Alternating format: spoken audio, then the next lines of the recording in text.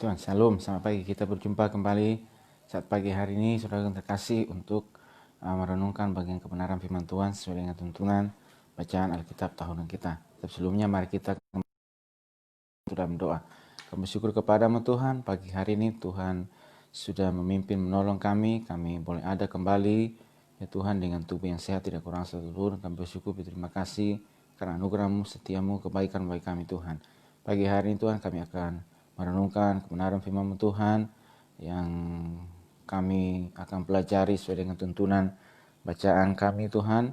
Tolong semua kami pada hari ini, pada pagi hari ini, juga hamba-Mu Tuhan, tolong urapi dan juga semua umat-Mu, jemaat-Mu, bahkan semua yang ikut bersama-sama dengan kami saat pagi. Kami serahkan jam ini ke dalam tangan Tuhan. Di dalam nama Tuhan Yesus Kristus kami bersyukur dan berdoa kepada Bapa di surga. Haleluya. Amin.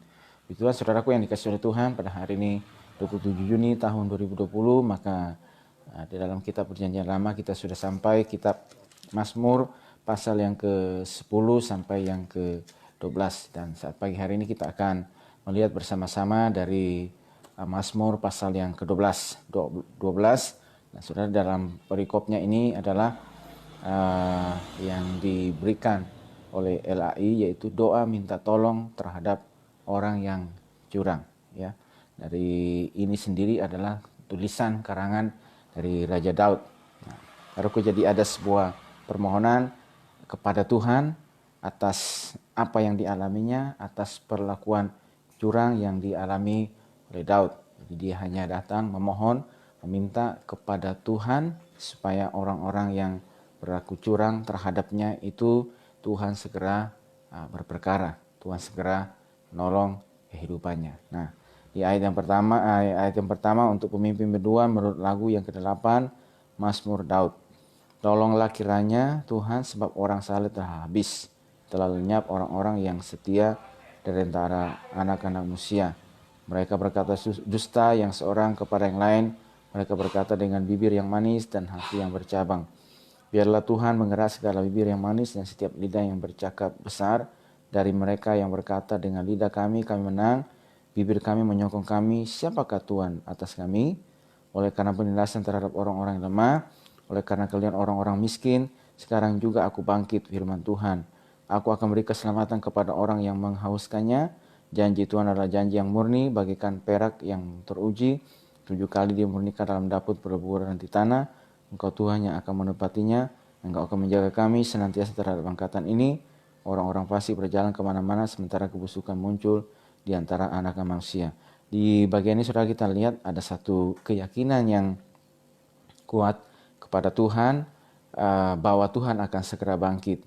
Tuhan akan segera bangkit menolong umatnya, mereka yang dalam keadaan tertindas, mereka yang mengalami perlakuan yang curang. Ya, di situ dikatakan bahwa oleh karena penindasan terhadap orang lemah, oleh karena keluhan orang-orang miskin. Jadi karena keluhan orang-orang yang lemah, orang-orang yang tidak berdaya, yang diperlakukan begitu curang. Ya, kalau kemarin kita lihat bagaimana dia dalam kemurnian hatinya, ya, maka dalam kemurnian hatinya bahwa ketika saya diberikan kepercayaan tanggung jawab sebagai seorang panglima tentara pada masa pemerintahan Saul, maka saya sama sekali tidak menginginkan supaya jabatan raja itu jatuh kepada saya. Tapi kenapa saya mengalami perlakuan ini, dan kenapa tuanku Raja Saul mendengar orang-orang yang memanas-manasi tuanku untuk mengejar saya tanpa alasan. Ya, maka juga dikatakan bahwa orang yang menggali lubang, dia sendiri yang akan jatuh ke dalamnya. Nah, saudaraku yang dikasih oleh Tuhan, itu pengalaman Raja Daud. Dan sebuah doa lagi kepada Tuhan bahwa terhadap orang yang berbuat curang, maka saudaraku dikasih bahwa ada satu keyakinan yang begitu kuat kepada Tuhan, bahwa Tuhan tidak akan tinggal diam. Tuhan akan membela orang-orang lemah, membela orang-orang miskin, orang-orang yang mewakili dia tidak berdaya, dia tidak bisa berbuat apa-apa. Ya, bahwa dia hanya mengandalkan kepada Tuhan saja. Ya, di dalam kondisi yang dialaminya. Dan dia percaya, yakin bahwa sekarang juga aku bangkit, firman Tuhan. Aku memberi keselamatan kepada orang yang menghauskannya. Orang yang haus, orang yang betul-betul menaruh pengharapannya kepada Tuhan. Bahwa di dalam perlakuan curang yang dialami, dia tidak membalasnya dengan perlakuan curang, tetapi dia memohon kepada Tuhan supaya Tuhan berperkara, Tuhan memberikan keadilan kepadanya, ya, kepada situasi yang dialaminya. Dan kata firman Tuhan juga di sini melalui sebuah pernyataan iman bahwa Tuhan bangkit, ya. Firman Tuhan, aku memberi keselamatan kepada orang yang mengasikannya. Janji Tuhan adalah janji yang murni, bagaikan perak yang teruji 7 kali dimurnikan dalam dapur peleburan di tanah. Ya, jadi satu keyakinan yang begitu kuat bahwa Tuhan, Engkau melihat hati saya, Engkau memperhatikan bahwa pada saat ini saya diperlakukan dengan curang, dengan tidak semena-mena. Saya sudah berjalan ya dengan hati yang tulus, hati yang jujur, ya, tapi saya mengalami hal ini pada hari ini, ya, dan Tuhan, aku datang dan berharap kepadamu, tolonglah saya, ya, tolonglah yang hidup saleh di hadapanmu, yang hidup jujur di hadapanmu, ya. Tetapi pada hari ini saya mengalami situasi yang ini, ya, dan dipercaya Tuhan akan melakukan turun tangan untuk menolong, ya, terhadap pelakuan.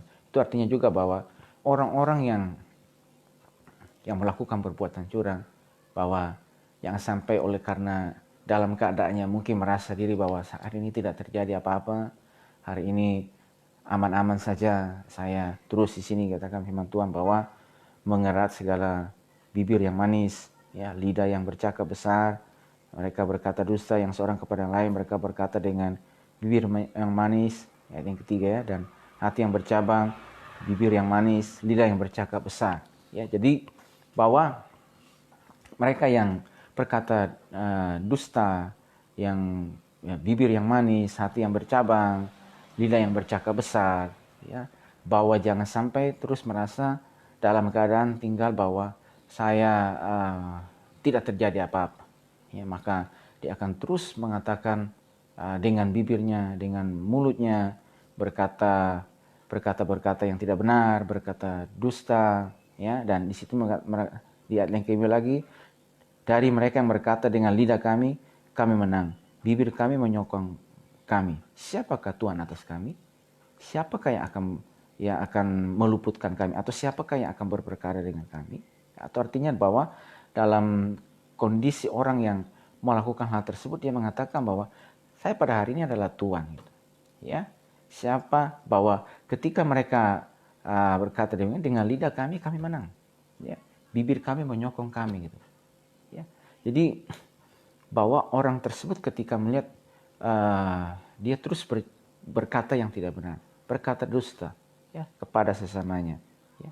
Bahkan di sini bahwa oleh karena hal tersebut, bahwa merasa sepertinya dengan dia mengatakan ini terhadap saudaranya, samanya, bahkan dalam hal ini terhadap Daud, maka dia tetap baik-baik saja, ya, dia tetap ini saja. Tapi saudaraku terkasih, bahwa ketika orang tersebut musuh Daud, saudaraku, dan beberapa juga baca bahwa ini adalah juga dalam situasi hidup yang dialami ketika dia mengalami kesesakan oleh karena Saul, ya, yang merancang atau yang ingin membunuhnya, ya, membunuh Daud, maka dia memposisikan dirinya bahwa saya adalah orang yang lemah, orang yang miskin, yang terus dikata-katakan yang tidak benar, ya, yang mengatakan bahwa terus mereka merasa diri menang, ya, terhadap situasinya. Saudaraku yang terkasih, bahwa Daud menyerahkan segala perkara ini kepada Tuhan. Dia datang dan dia membawa hal itu, ya, kepada Tuhan, ya, supaya Tuhan yang berperkara dengan hidupnya, ya, Tuhan yang senantiasa melihat apa yang dialaminya, bahwa Tuhanlah Tuhan yang akan turun tangan untuk menolongnya, ya. Bahkan dia akan mengerat di situ, kata firman Tuhan, ya, segala mereka, biarlah Tuhan mengerat segala bibir yang manis, ya. Jadi artinya bahwa ada waktunya, ada masanya Tuhan turun tangan, ya, untuk menolongnya. Nah, di pasal yang ketiga pada awal kita masuk kitab Mazmur, kita sudah lihat di sana bahwa Daud juga berkata bahwa banyak orang berkata tentang aku, baginya tidak ada pertolongan, tetapi Engkau Tuhan. Artinya bahwa ada orang yang mengatakan hal yang tidak benar ketika melihat Daud demikian, bahwa sepertinya hidupmu sudah tidak ada harapan lagi, ya, sudah tidak ada pertolongan lagi. Tetapi saudaraku, pada masa tersebut, hal tersebut bahwa Daud percayakan hidupnya semuanya kepada Tuhan. Sekalipun orang berkata yang demikian, ya mengatakan bahwa sudah tidak ada harapan, tidak ada masa depan, tetapi dia punya keyakinan yang begitu kuat kepada Tuhan.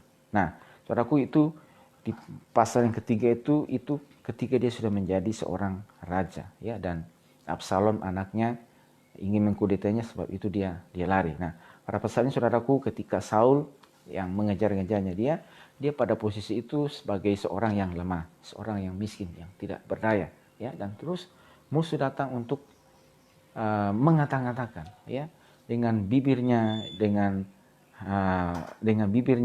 lidahnya, ya, yang katakan bahwa siapa yang bisa, ya, berperkara atas kami, ya, terhadap mereka.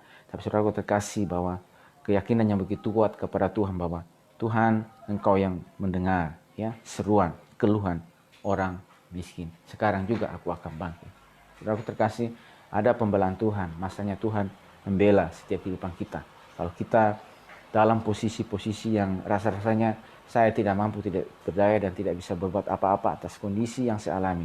Tapi dalam posisi tersebut, saudaraku, Alkitab mengajarkan kepada kita, bukan dengan kuat kita, bukan dengan tenaga kita, bukan dengan kehebatan kita boleh mampu semuanya, tetapi kita datang dan menyerahkan semuanya ke dalam tangan Tuhan.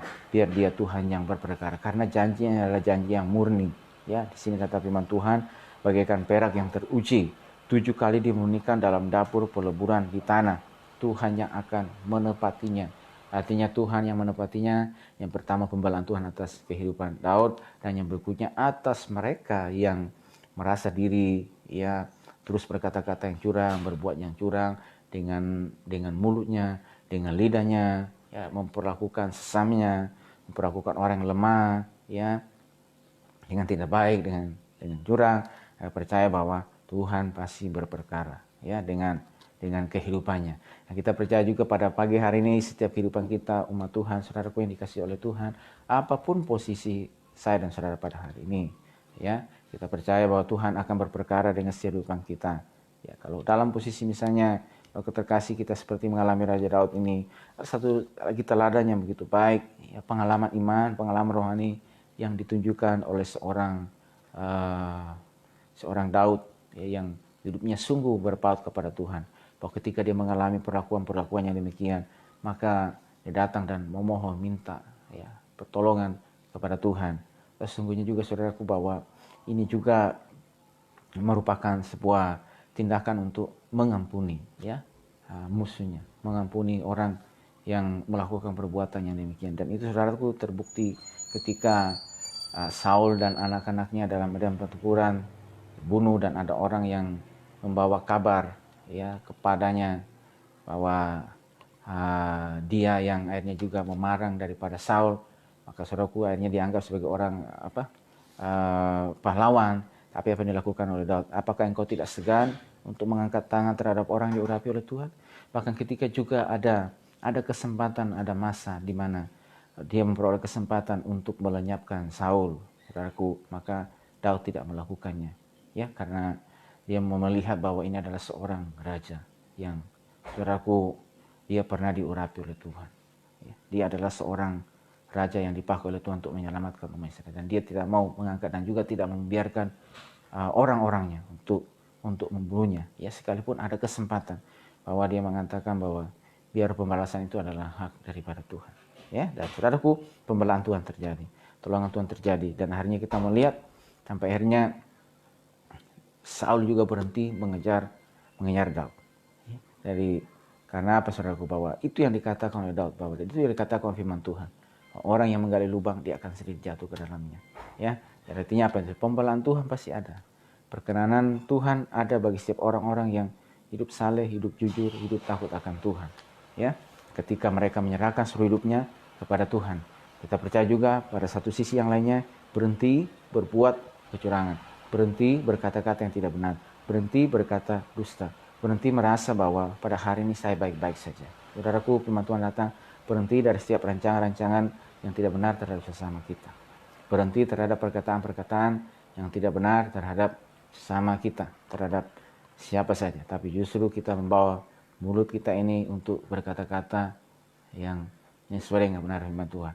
Kita sudah belajar bagaimana kisah tentang Ayub, yang sahabat-sahabatnya berlakuannya Tuhan murka kepada mereka. Kita juga belajar dari renungan perjanjian baru bahwa hadirnya para rasul utusan di tempat Tuhan bawa mereka. Mereka hadir dan memakai perkataan mereka. Itu saudaraku terkasih untuk menguatkan, meneguhkan jemaat. Jemaat yang dalam kebimbangan, dalam ketakutan, kegelisahan, hadirnya mereka ada di sana itu. Mereka meneguhkan. Ya, bukan sebaliknya. Ya, hadirnya mereka untuk memberikan, menasihati mereka. Hai tetap kuat, tetap kokoh. Ya, bukan hadirnya mereka di sana itu untuk dengan satu tujuan yang lain, dengan satu maksud yang lain untuk menggelisahkan hati. Tidak. Tapi hadirnya untuk mereka tahu persis bahwa mereka adalah utusan Tuhan. Dan demikian juga saudaraku terkasih bahwa Tuhan hadir bagi setiap kehidupan kita supaya melalui kehidupan kita, melalui perkataan kita, melalui kehidupan kita, saudaraku terkasih, orang-orang yang mendengar setiap perkataan kita beroleh kasih karunia. Ya, mereka beroleh sebuah keteguhan, mereka beroleh sebuah keyakinan yang kuat kepada Tuhan bahwa dalam segala perkara Tuhan turut berkarya, bekerja.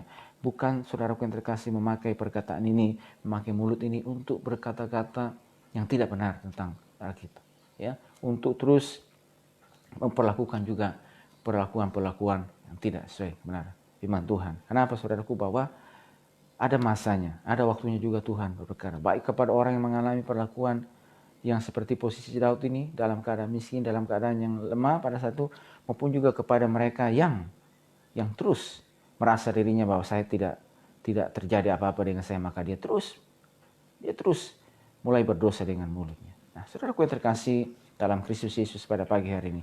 Jadi itulah hakim yang adil, yang akan berikan keadilan kepada setiap kehidupan kita. Dia menolong orang yang lemah, dan dia juga saudara berperkara dengan orang-orang yang memberikan kesesakan kepada saudara. Ya, jadi dia hakim yang adil. Pada posisi yang kita sebagai Raja Daud, aku terkasih, kita belajar bahwa kita berseru kepada Tuhan, percaya kepada Tuhan. Tuhan pasti pembela setiap kehidupan kita. Pada posisi ini berhenti dari setiap nanya, karena semuanya ada waktunya, ada masanya untuk Tuhan berperkara bagi setiap kehidupan kita, bagi siapa saja. Entahkah dia dalam posisi Daud atau juga bagi mereka yang merasa diri menindas terus, merasa diri seperti yang dikatakan oleh firman Tuhan ini. Saudaraku terkasih, kita percaya pembelaan Tuhan ada bagi setiap kita yang ada pada hari ini. Saudaraku, kuatkan setiap hati kita, langkah kita dalam menjalani setiap apa yang ada pada hari ini. Masa hidup kita di bumi ini begitu singkat. Bahkan waktu yang ada yang diberikan kepada kita pada hari ini, saudaraku, kalau kita perhatikan tanda-tanda, bahkan situasi yang kita alami pada hari ini memberikan kepada kita bahwa saudaraku, bahwa apa yang ada di dunia ini cuma sementara saja. Tidak ada yang kekal, sesuai dengan benar firman Tuhan. Supaya kita tidak mengasihi dunia dan apa yang ada dalam. Ada satu kerajaan yang mulia, yang kerajaan yang tidak tergoncangkan. Dan itulah iman kita, pengharapan kita untuk selama-lamanya ada bersama dengan Dia di dalam kekekalan. Ya, dan ada upah yang menanti setiap kehidupan kita sebagai orang-orang percaya. Saudaraku, kita minta terus pertolongan kepada Tuhan, kekuatan Tuhan memampukan terus kita untuk berjalan dalam perjalanan hidup, menghadapi setiap apa yang harus kita hadapi. Berjalan bersama dengan Tuhan, hidup dengan iman, hidup dengan takut akan Tuhan. Jadi Tuhan, saya berdoa semua kita pada hari ini, pertolongan Tuhan, kekuatan Tuhan ada bagi kita dalam setiap langkah kita. Dan kita percaya Tuhan hakim yang adil, Tuhan pertolongan kita, Tuhan segala-galanya akan melakukan yang terbaik bagi kehidupan kita. Bahwa janji Tuhan adalah janji yang mulia, apa menjadi janjinya, apa menjadi firman-Nya, saudaraku yang terkasih, maka Tuhan tidak pernah mengingkari apa menjadi janjinya. Janji itu adalah janji yang teruji, 7 kali dimurnikan, ya, seperti perak yang dimurnikan, ya, dalam dapur peleburan di tanah. Puji Tuhan, Tuhan berkati semua kita pada hari ini. Doa saya menyertai semua saudara, pertolongan Tuhan ada bagi kehidupan kita. Mari kita sama-sama bersatu dalam doa.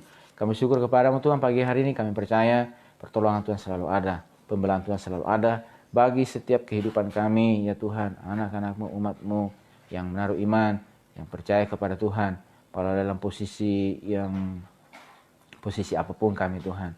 Baik ya Tuhan, kami ketika sebagai orang benar yang ada seperti Raja Daud, ya Tuhan, Engkau pasti membela kami orang yang, ya Tuhan, yang terus ya Tuhan berharap dan percaya kepada Tuhan.